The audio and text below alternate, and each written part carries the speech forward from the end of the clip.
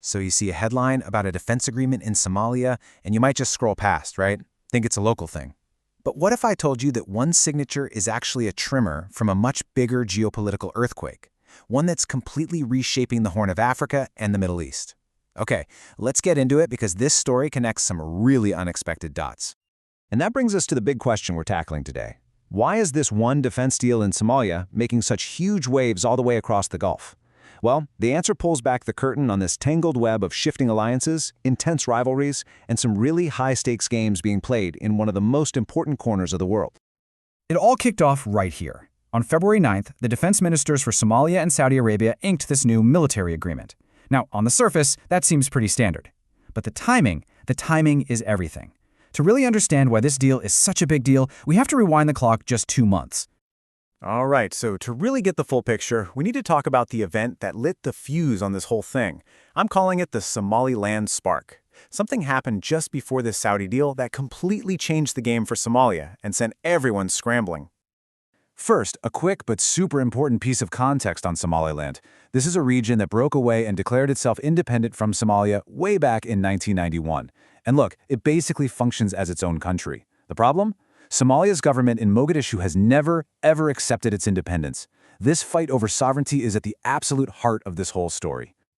Now, check out how fast the dominoes fell. It starts in December, when Israel makes this huge move. It becomes the first UN member to formally recognize Somaliland. That sends total shockwaves through Mogadishu. So what happens next? The very next month, January, Somalia rushes to sign a defense pact with Qatar. Then in February, it doubles down with this even bigger deal with Saudi Arabia. It's a textbook chain reaction. And trust me, this was not just some polite diplomatic shuffle. The stakes got incredibly high, incredibly fast. Somalia's president, Hassan Sheikh Mohammed, laid it out in no uncertain terms. He said his country would, quote, confront any Israeli forces coming in. He was responding to rumors that an Israeli military base could be built in Somaliland, and he saw that as a direct existential threat.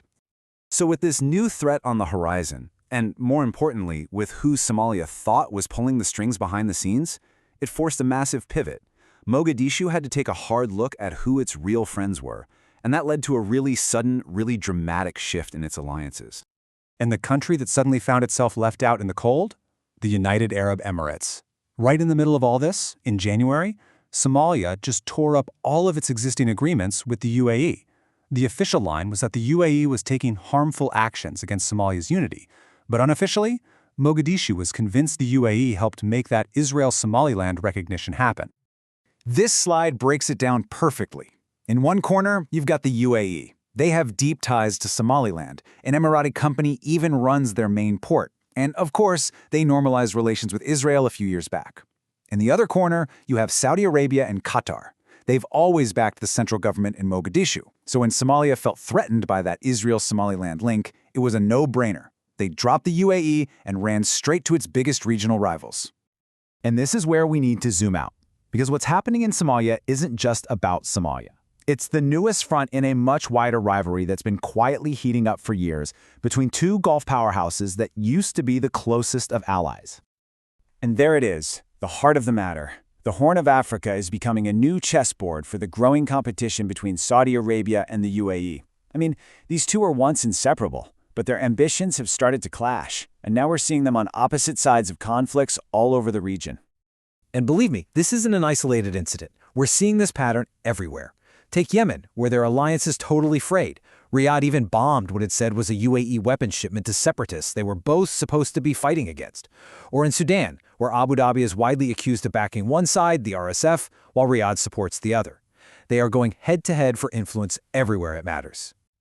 So, all of this just raises the massive question of what happens next. The future of this incredibly vital global crossroads is literally being redrawn as we speak by these new rivalries and alliances. And you might be asking, okay, but why should I care about the Horn of Africa? Well, it's simple. It is one of the most strategically critical places on Earth. It's the gateway between the Indian Ocean and the Suez Canal. It sits on top of shipping routes that carry a huge chunk of global trade. When things happen here, good or bad, it affects all of us.